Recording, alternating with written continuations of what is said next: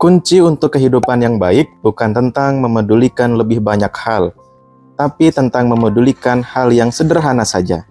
Hanya peduli tentang apa yang benar dan mendesak serta penting. Hai teman-teman, itulah sedikit penggalan kalimat dalam buku Sebuah Seni untuk Bersikap Bodo Amat karya Mark Manson. Bagaimanakah kemudian kita mengaplikasikan dalam kehidupan kita sikap bodo amat yang akan sebenarnya bisa membuat diri kita itu tidak stres dan tidak terlalu banyak memikirkan hal-hal yang kurang penting. Oleh karena itu, mari kita simak dan kita upas. Judul asli buku ini sebenarnya The Subtle Art of Not Giving a Fuck. Yang kita ketahui, buku ini merupakan buku terlaris versi New York Times dan Globe and Mail. Yang kemudian memberikan pelajaran bagi kita. Sebenarnya buku ini itu menimbulkan rasa penasaran. Apa yang kemudian perlu kita sikapi bodo amat dan apa yang kemudian tidak perlu kita sikapi secara bodo amat. Ingat, pikiran kita itu terbatas dan tidak bisa tentu menerima semua hal kita masukkan ke dalam buku kita. Nah, sebenarnya apa poin penting yang terdapat dalam buku ini? Ada beberapa poin yang bisa kita dapat dari buku ini. Yang pertama, hidup itu pendek dan waktu yang kita miliki itu terbatas. Oleh karena itu, kita tidak bisa memberikan atensi ke semua hal. Dengan kata lain, kita harus melatih sikap masa bodoh kita ke dalam banyak hal. Karena gini, kebanyakan dari kita itu banyak terdistraksi oleh hal-hal yang sebenarnya tidak penting.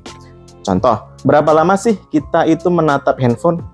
Berapa lama sih kita main sosmed, kemudian YouTube, Instagram, game, dan mungkin masih banyak lagi. Kalau itu ada hal yang kemudian ingin kita tuju, tidak masalah.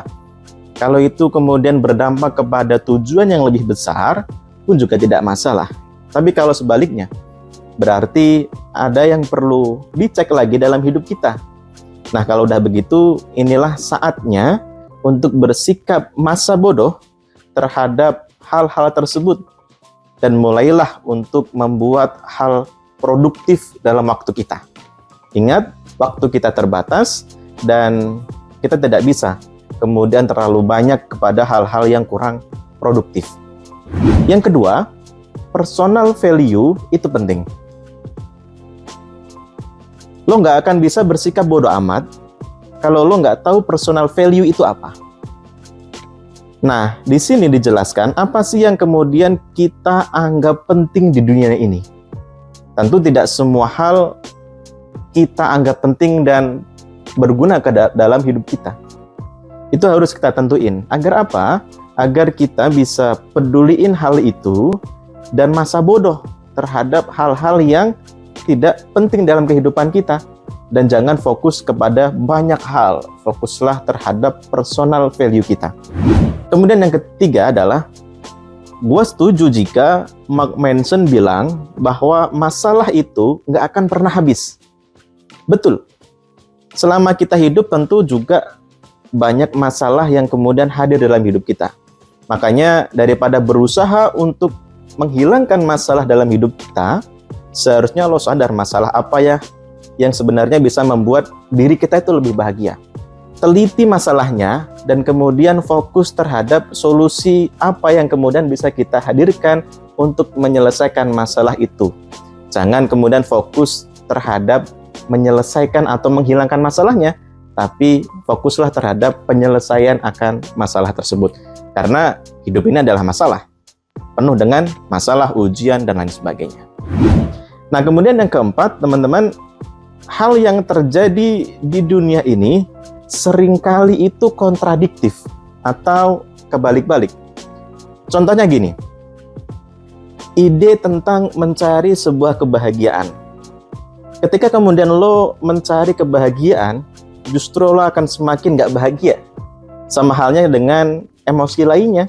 Ketika kemudian kita mencari cara untuk tidak sedih, justru semakin membuat diri kita untuk sedih. Dan semakin kita berusaha untuk melupakannya, justru malah semakin ingat. Jadi semakin kita mencari cara untuk bahagia, malah justru semakin membuat diri kita tidak bahagia. Nah, sebenarnya apa yang harusnya kita lakukan dengan kontradiktif tersebut? Coba kita berikan cara, kita cari caranya dan berikan tanggapannya. Yang kelima adalah kita harus bisa menentukan apa yang ingin kita lakukan. Biasanya tuh kayak gini, ketika kita sudah menemukan apa yang kita inginkan, kebayangnya itu hanya hal-hal indah saja. Misal contoh, kita lihat seorang artis gitu ya, seorang influencer. Pasti kita melihat, wah enak ya, influencer tersebut banyak fans, banyak duit tentu kan ya, banyak penggemar.